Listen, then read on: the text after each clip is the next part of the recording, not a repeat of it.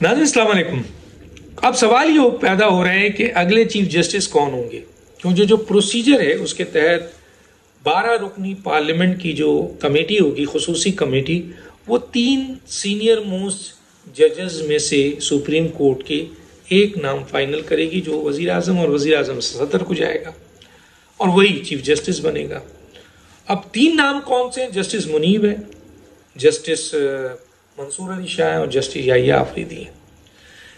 Justice Mansoor और justice Munib के बारे में तो ये तय हो चुका है कि ये एक ख़ास पॉलिटिकल पार्टी को सपोर्ट कर रहे हैं और ये उसी मिजाज के लोग हैं जो justice Iftikhar, justice Saqib Nisar, justice Bandial, justice Asif Saeed Khosa, और ये इन्होंने अपनी स्टेटमेंट से और अपने फैसलों से साबित किया। और बाकी काम वो पीटीआई के यूट्यूबर्स और उनके वकला और उनके जज, उनके जो सपोर्टर्स और वर्कर्स और उनके सहाफ़ी, उन्होंने इस्टेब्लिश कर दिया कि सुप्रीम कोर्ट में ये बेंच आने वाला है। इसके चीफ जस्टिस मंसूर अली शाह होंगे, इमरान खान राह होंगे, ये हुकूमत गिराई जाएगी।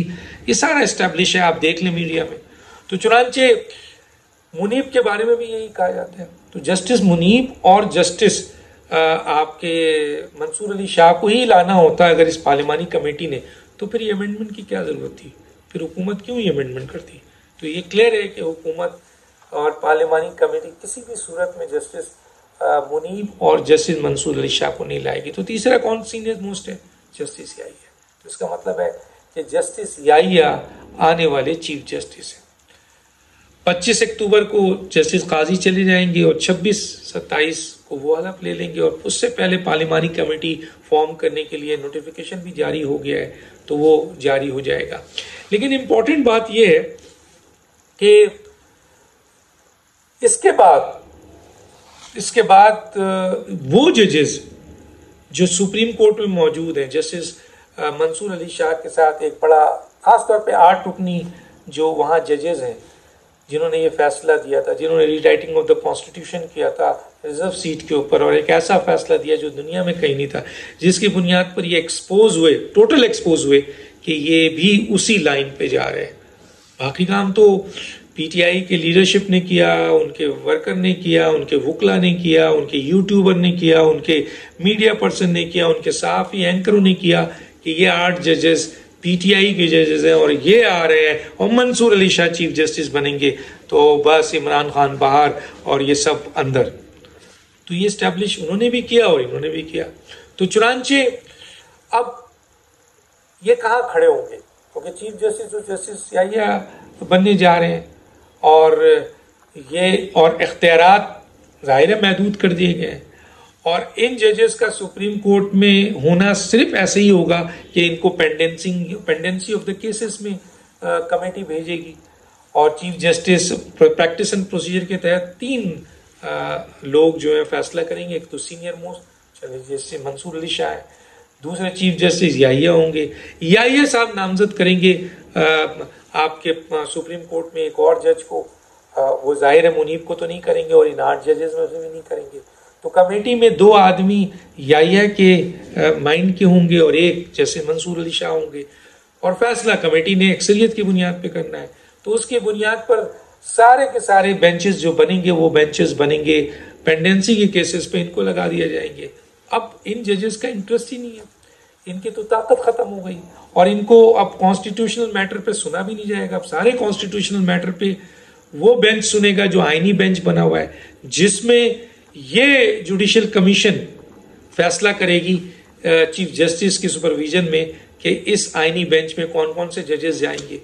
तो मंसूर अली शाह अगर गए भी उसमें तो वो एक अक़लियती लेवल पर होंगे, या इनमें से कोई गए तो अक़लियती लेवल पर होंगे। आईनी बेंच 7 बने, 5 बने या 9 की बने, उसमें अक्सरियत यकीनन चीफ जस्टिस और सुप्रीम जुडिशियल काउंसिल में जिनकी अक्सरियत होगी उनकी होगी, और वाज़ेह तौर पे बताया जा सकता है कि हुकूमत की या पार्लियामेंट की होगी। तो फिर इन जजेस की अहमियत अब 0 हो गई है, और ये तरमीम उसी वक्त ख़त्म हो सकती है कि जब नई कोई तरमीम लाई जाए 2/3 मेजोरिटी से और इसको न्यूट्रलाइज किया जाए, वरना तो ये एग्जिस्ट करती है और इसको किसी अदालत में चैलेंज भी करेंगे तो आप कानून बनने के बाद तो चीफ जस्टिस याहिया आएंगे, और प्रैक्टिस एंड प्रोसीजर में वही लेंगे और उसी को आगे बढ़ाएंगे, तो फिर ये तो कुछ भी नहीं कर सकते। कमेटी भी वही बनाएंगे, बेंच भी वही बनाएंगे। तो गोया इन जजेस में से बहुत से लोग शायद सोच रहे हैं, सुनने में आया है कि इस्तीफा दे दें, क्योंकि इज्जत रह जाएगी। क्योंकि सुप्रीम कोर्ट में होंगे तो बार बार उनको जिल्लत महसूस होगी उनको। हालांकि इसमें कोई जिल्लत की बात नहीं है अगर उनको पेंडेंसी ऑफ द केसेस में लगाया कि जो अवाम के जो केसेस हैं, जस्टिस मंसूर साहब, जस्टिस जनाब अतर मिल्ला साहब, जस्टिस आयशा साहब, मुनीब साहब, आप पेंडेंसी ऑफ द केसेस सुने, अवाम को रिलीफ दें, तो वो तो नहीं सुनना चाहेंगे। क्यों?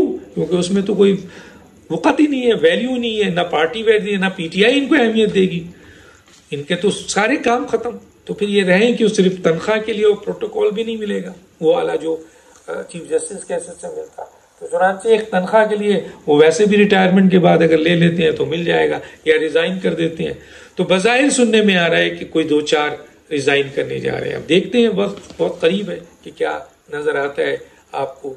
और काजी फाइज ईसा के बारे में ये बता दूं कि उन्होंने वो सुरखरू होके जा रहे हैं, उनको बहुत डिमोलाइज किया और इन जजेस ने उनको, हालांकि उन्होंने अपने पावर्स को छोड़ा और इसके अलावा बड़े बेंचेस बनाए, इसीलिए गलत फैसले भी हुए, लेकिन उसके बावजूद जैसे काजी ने अपनी मोनोपोली नहीं चलाई, जैसे बंदयाल ने चलाई, साकिब निसार ने चलाई, आसिफ सईद खोसा ने चलाया, नहीं चलाया।